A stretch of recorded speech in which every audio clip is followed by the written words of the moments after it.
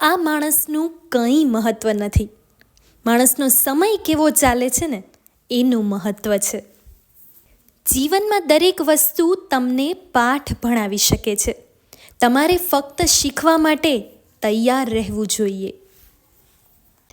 જરૂરિયાત મુજબ જિંદગી જીવો સાહેબ. આશાઓ તો રાજાઓની પણ ક્યાં પૂરી થાય છે. સમય જ તમને શીખવી દેશે જીવન જીવવાનું હુનર.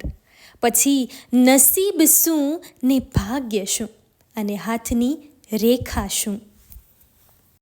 કોઈ દુશ્મનથી વધારે આપણા મનમાં આવવાવાળા વિચારો આપણને વધુ નુકસાન પહોંચાડતા હોય છે.